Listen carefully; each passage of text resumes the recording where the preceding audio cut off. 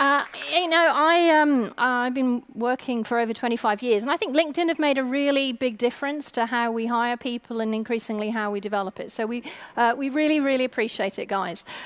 So I started with advertising, and that might seem a bit odd because I guess most of you guys work in some form in the talent or the recruitment field. You might be thinking, why is she talking about advertising? But who here in the audience has got kids, whether they're young or teenagers? Hands up. Okay. Who has a slight anxiety when their kids are watching advertising or on television or online, when they see the mum in the kitchen, the perfect family that is a mom and a dad and a beautiful kid, or frankly the sexualization of children and particularly young women? Who feels a bit anxious about that when they look at their son or their daughter? Hands up. Yeah, I do. Yeah, I find it really uncomfortable. I have a 5-year-old boy, and I always wanted a little girl, and then a boy turned up, and then I saw this advertising, and I thought, actually, I'm so glad I've got a little boy, because as a parent, you are fighting against the tide to try and make sure your kid grows up with social norms that I think most good people really sort of relate to. And the reason I started with that was, we heard earlier, Kelly, I think, is still here, about go and become friends with your commercial department. And I think, go ask your commercial team, are they part of the Unstereotyping Advertising Alliance? Yeah, because what we say to our customers has a really big part in what potential employees think about us as an organization. So look, a bit about me. I'm hoping I've clicked and something happens, yeah. I work for Vodafone, but I've been in work for about just over 25 years now. I've worked for 6 or 7 different organizations. And in preparation for coming here, I had a little bit of what's been my personal journey in diversity at work. And it sort of, it made me smile and it horrified me as well, because as I look back, you sort of remember some of the things that if they happened now, you would go, never, yeah? And I was remembering, being very young and sitting in a management meeting with 20 other people, and I was probably one of the youngest people there. And the manager, the most senior person, used the N-word to describe black people. Yeah, and nobody said anything, yeah? And I thought, oh my God, yeah, I thought I'd join this amazing corporate organization and what's going on. I remember being a really young woman knocking on his door and trying to figure out how I didn't get sacked when I sort of said, this cannot be how we talk in this organization. I fast forward, I remember, again, being a young woman, and going into warehouses and seeing the Sun's page 3 on the wall, and thinking, oh my God, how does this work? Yeah, I mean, you're a woman, and you come into this environment, and you're supposed to have a serious conversation with your male colleagues. I carry on, and I've had conversations with women who are brilliant and just say, I can't get promoted because if you promote me, I'll be more senior than my husband, and it just doesn't work in my culture. Yeah. Or I'm LGBT and I have to leave this country because if I don't, I'm going to get killed. Yeah, and these are some of the experiences which I'm sure all of us have had different versions of that over the 25 years I've experienced. Now, I have to say, I've also been very lucky, and I have been mentored, I would say, primarily by men in my career. Yeah, I wouldn't have been a young director in my early 30s if it hadn't been for some really amazing men who really gave me a helping hand. And I think that's a story for many women, particularly of my generation. It was good men that really helped us move forward. And again, if I sort of fast forward to where I am today, I feel really fortunate to have spent 10 years working in Vodafone, which has been a company that's really tried to do the right thing inside its company, but also then have a voice to try and share some of the learning, and at times be provocative externally to create a different conversation.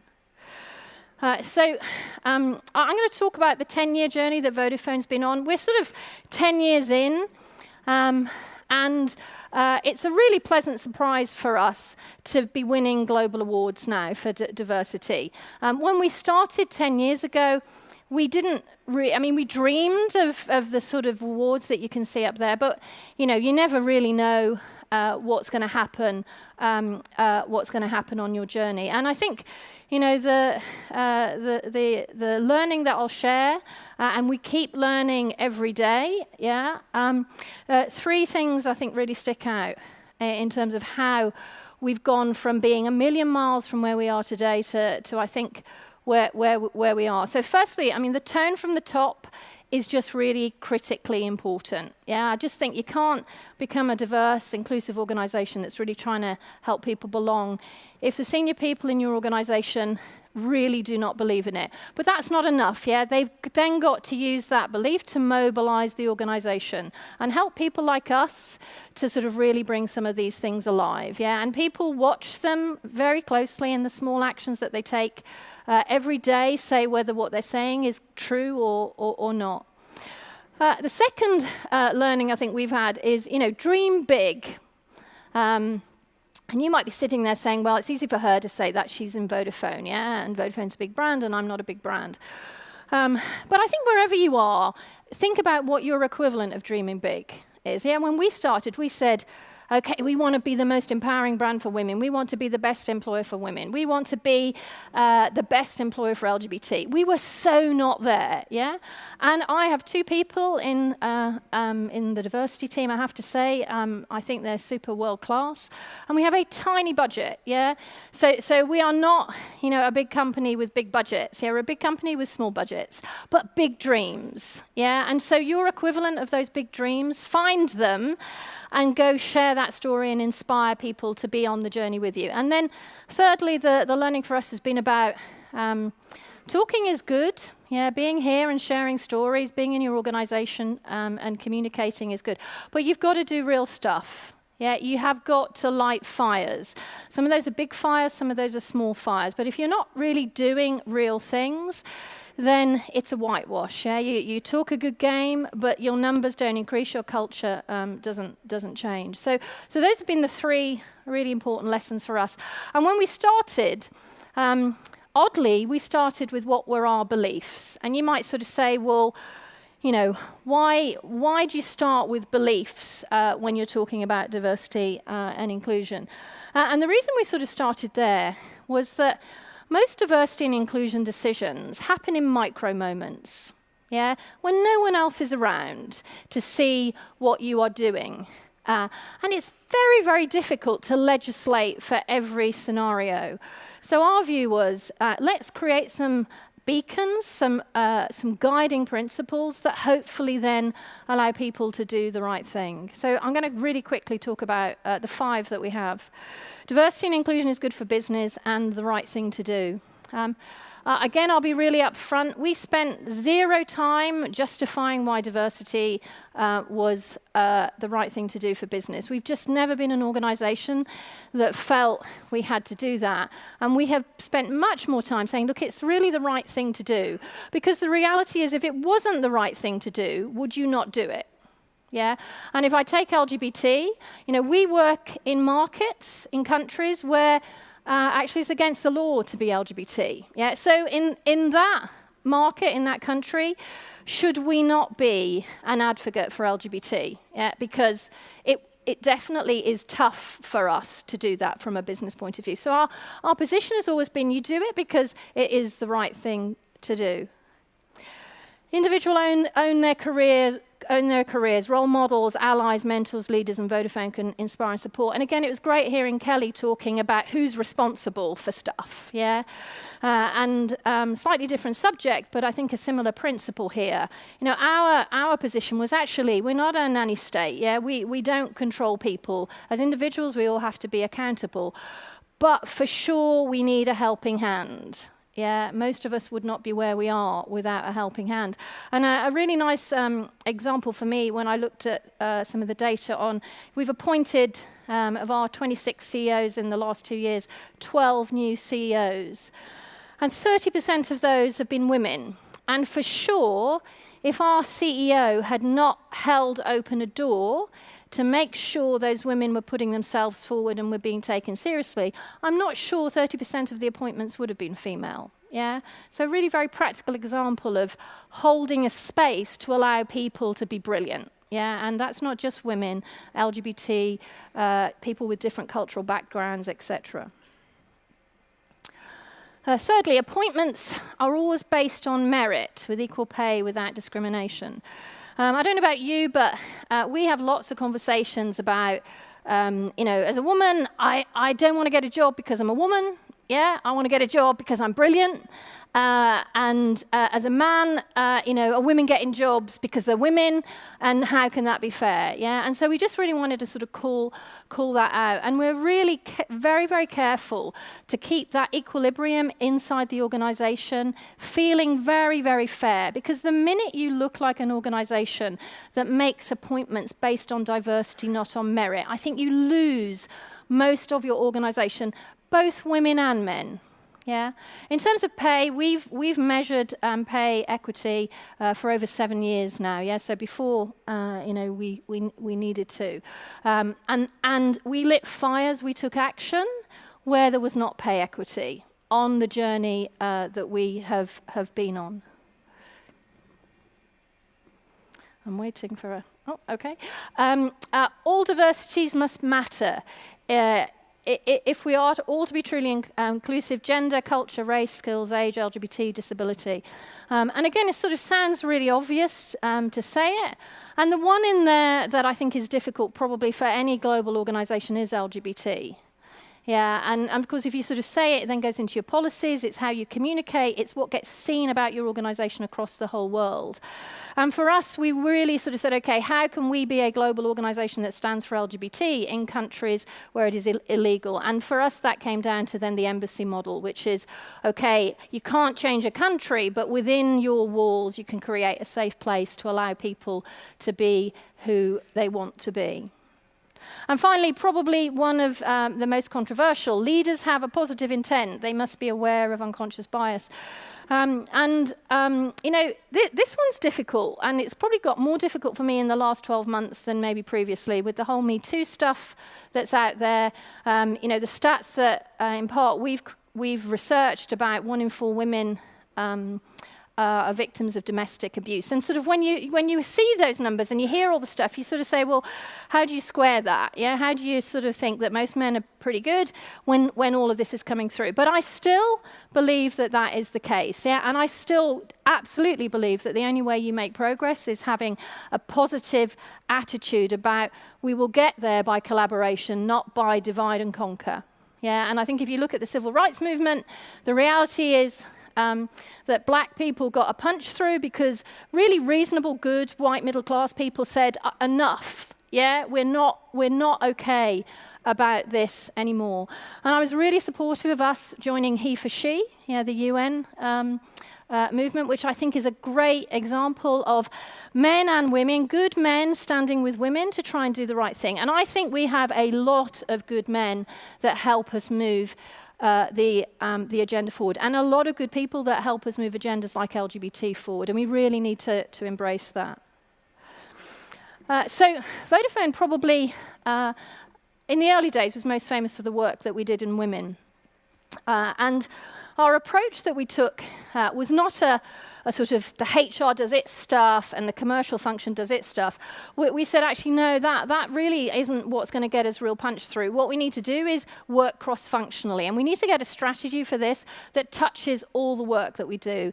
The work we do with customers, over 50% of whom are women. The work that we do in communities, we educate 50,000 young people in refugee camps, most of whom are women every month. The work we do with co-partners, and you see up there Huawei signing the He for She pledges with us, which was fantastic, and of course colleagues. And so, we need to move from having a silo mentality where everybody does their thing to us all getting together inside our organization and figuring out how we hold hands and move forward together on important agendas. And that early understanding for us really helped us approach diversity as a real business subject, not as a subject that just stayed in the HR department. And I think it allowed us to move forward in a really sort of progressive way. So we started actually 2008, but the numbers here go from 2010. We were probably one of the first large organizations to declare a target with the European Roundtable. To be honest, nobody asked us to do that. We sort of, we didn't really understand that external targets would become so popular. And we sort of did it. I think if Vittorio were here, he was a man. He really sort of worked numbers, and he thought if he put a target down, that it would be really easy to just get from where we were to where we wanted to get to. And we started off with something called +1. Yeah, every senior team had to increase the number of women by 1 each year. And I think he thought that if he just sort of told his organization that that's what they needed to do, that that's what they would do. And of course, what you can sort of see, a few years in, we just stopped moving, yeah? Because targets and numbers and diversity by design, which I think is amazing, is still not enough. Yeah, and of course, what you need to do is to create the right culture, to create the right processes and policies that make your organization feel like it is a diverse and inclusive culture. I think probably two big initiatives that Vodafone sort of got involved in, led the way on. One was in 2015 our maternity policy, and the second in 2017 was Reconnect. And in 2015, I'd come back, I'd had my son, and I was a 44-year-old sort of mother coming back into the workplace. And I have to say, Vodafone were awesome. Yeah, they really, really helped me. And I still found it really hard. And I thought, gosh, I'm interested in this. Yeah, what's our maternity policies look like across the whole world? And is this actually one of the leakage points where women either come back or don't come back because it's just too hard? And for sure, that's what we found. Yeah, so diversity by design, using insights showed us that. And at that time, nobody had global policies, and we sort of said, okay, we think we should look at a global policy. 16 weeks wherever you are. Some countries are more. And if you come back, you work 4 days and you get paid 5. And you know what? We're not just worried about women in Silicon Valley or women in London. We actually really care about women in India, Africa, Egypt, Turkey, everywhere we are. We believe all women have the same amount of value, so we want to create something that gives a really good minimum standard. And we were the first company that sort of came out of the blocks and said we should do that. 2 years later, again, we kept looking at data about why can't we get more women into the workplace? And we found 50 million women are sitting at home with management experience who would love to come back to work but can't get back into work. And we created the largest global Reconnect program, women who have been out of the workplace for 1 to 10 years, 1,000 women over a number of years to get back into work, into real jobs, not into sort of 16-week schemes. And so we put those policies in place, and they had a massive impact inside our organization, but also a massive impact in terms of how people thought about Vodafone. And I'll just sort of show that to you. Roll video. A British telecommunications company is empowering its female workers with a new maternity leave policy. Vodafone Vodafone has launched its Reconnect scheme to help women across 26 countries back into work. It's not a perceived gender imbalance, it's an actual gender imbalance. The whole world needs to have more women in management. We are launching our new initiative named Reconnect, which targets women that have given a career break.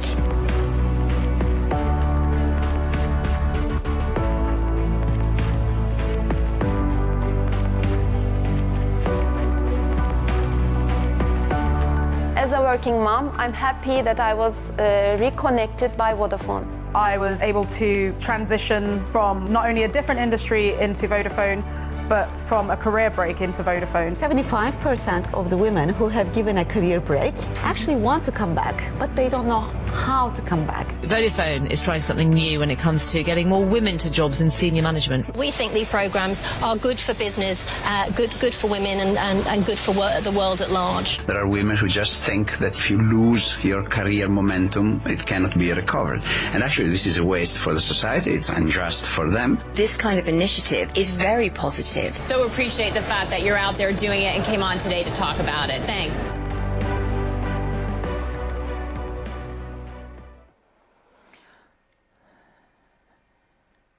So these were some of the fires that we started to light. And everyone, you know, you're sitting out there and you'll be thinking about what are the fires that you should be lighting. But then you also need to think about how you communicate them both inside and outside your organisation. I'm going to sort of shift gear and talk about young people and young women. We did some research. We'll show you that research in a moment about digital skills. And no surprise, young people feel like they need access to more digital skills. They think their careers advice isn't what it should be. And last year we launched Future Job Finder, which again, taxonomy of digital skilled jobs. As a young person, you do some psychometrics. From that, you get a profile. Yeah, you know, are you going to be a gamer, a marketeer, a coder? And then that directs you to jobs in your particular country, or it directs you to training bespoke to what the skill gap is. And this was, part of our community work with young people to try and do something as a big organisation who can do something to deal with some of that anxiety that young people are feeling. And I'll just show some of the research.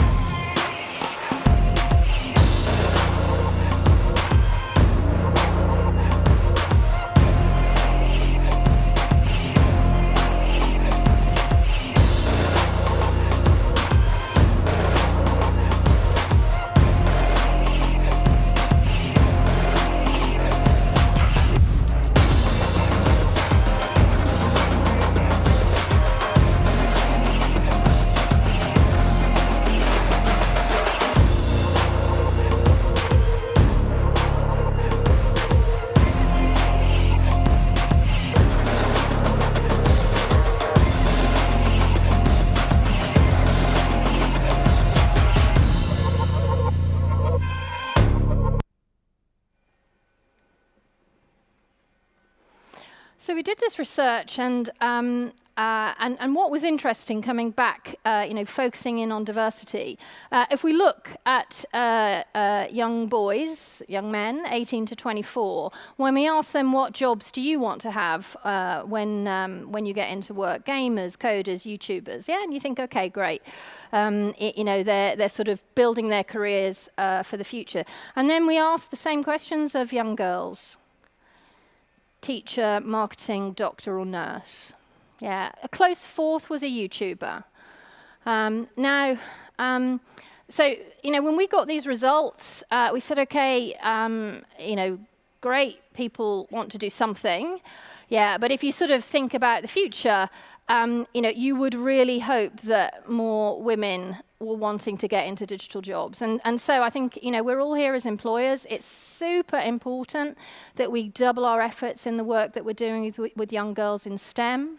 It's really important that we try and get some positive role models in our organizations around technology. If we look in our tech function, 30% of the directors are women, and it's still not enough, but you've got to see it to be it, as you heard earlier. So it's really, really important, because if we as organizations here don't come together, and these are our kids, this is our future, then actually maybe the number of women represented in our organizations in the future could get less, not more. So I think there's a real macro issue here that we've all got some responsibility to try and help with.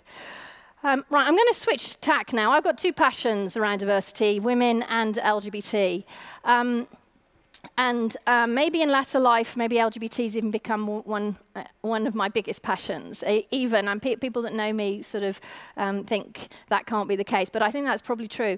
And if I look at Vodafone and LGBT, there's a few sort of interesting stories here. The first one was that for probably 2, 3, 4 years, we sort of said, no, this isn't going to be a global agenda. Because it's too hard for us. With the regulator, with countries where this is illegal, it's just too hard. So what we're going to do, we're going to work with the grain, we'll work in the places where LGBT plus is not illegal. If I'm honest, I kept pushing and pushing and pushing, because I just did not believe that was the right thing to do for our company, and I didn't believe that it was the right thing to do for Vodafone, because Vodafone on this subject is probably uniquely placed, or certainly part of a small group of organizations that can have a global voice in this. And if you can, I think on some of these things you should. And I remember there's 2 or 3 stories that really helped us go from 0 to 200% in probably about 18 months, from having no agenda to having Stonewall saying we're one of the best companies in the world. And the first story was, I was working on a Friday to about 7 o'clock, and I got up to go, and I bumped into our CEO, Vittorio. And he'd been talking to a customer in Italy who had been a gay man. And he had thought, because he was talking to a man, that his partner was a woman. And so this customer berated him, about how Vodafone just didn't understand LGBT. And I met Vittorio, and he was like, oh my God, I've just had this conversation with this customer. We need to do more. And I said, you are so right. We do need to do more. And so that really sort of got a hook into our CEO about this, being an important issue for us as an organisation. The second thing, we do these big global webinars, whether it's for Women's Week or we started LGBT. And the first one we did, frankly, we got together and we had nothing to say because we hadn't done anything. We hadn't done anything of note. And so we said, okay, well, what can we do in the first global webinar we had? And I said, okay, what we're going to do is we're just going to get more CEOs on this type of call than we've ever had in any other diversity forum that we've had. And they're going to talk for 1 minute about why they are friends of LGBT+. And so we did our stuff, and we went around Germany, India, Africa, Portugal, et cetera, et cetera. And one by one, in a call with thousands of people from all around the world, with people listening in on Tube from markets where it was illegal, our CEOs stood up and said a tiny bit about why they were going to put their head above the parapet and that they were friends of LGBT. In that moment, honestly, there were people crying, in our organization. And that was the moment when our culture shifted. And it cost us nothing. That was a zero expense moment that had a massive impact on who we were as a company and what we wanted to stand for. The next moment, after meeting Vittorio on 7 o'clock on a Friday, I said to him, okay, let's get some LGBT people in a room with you so that you can hear their stories and listen to what is important to them. And we did. We brought LGBT people around the world into our boardroom, first time ever.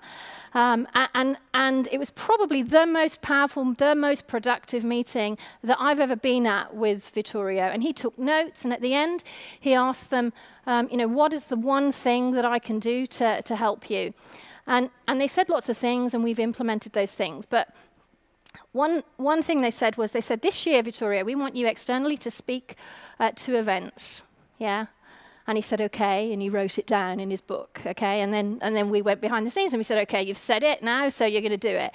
And that year, he spoke at Davos, and not about anything else, but he spoke about LGBT. And that year, he went to The Economist and he spoke about LGBT, yeah? And again, the impact that has had on our culture and the impact that has had on our ability to have a conversation with the world about LGBT was significant. It cost nothing, yeah? It cost the tone from the top. Yeah, that has really created a different culture in the organisation. Now, I think you're getting a theme in Vodafone. Whenever we're looking at something, we typically do some external research.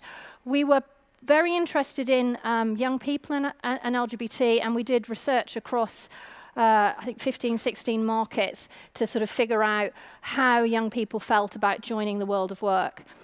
And what we found was that young people who are out when they are at university join our organizations, yeah, all of our organizations, and they go back in the closet.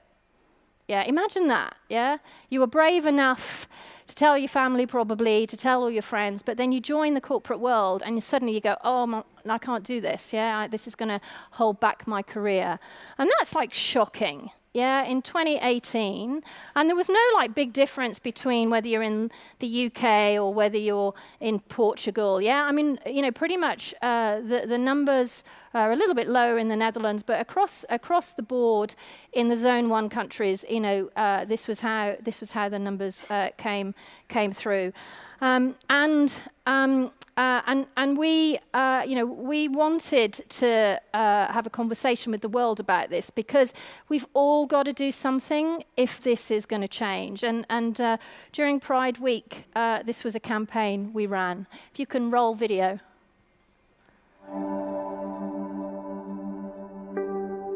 Hiya. All right, I'm good. How are you? I'm a graduate actor. First year maths student at Warwick. I'm a support worker.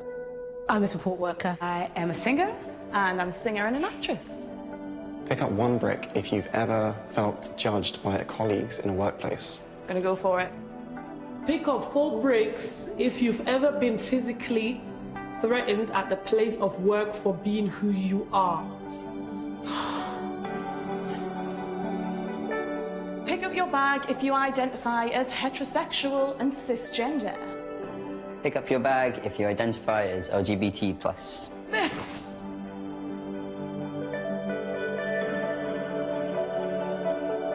Drop the discrimination.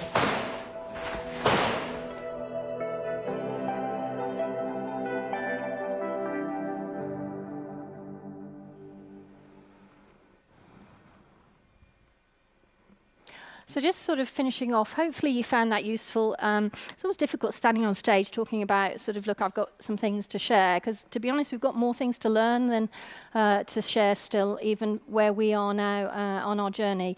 But coming back, 3 things, the tone from the top, and that then helps you mobilize the organization. If we're just not doing that, you're not going to get breakthrough. Yeah. The second is dream big. Yeah. Whatever your version of dream big is, because if you don't, you won't mobilize people.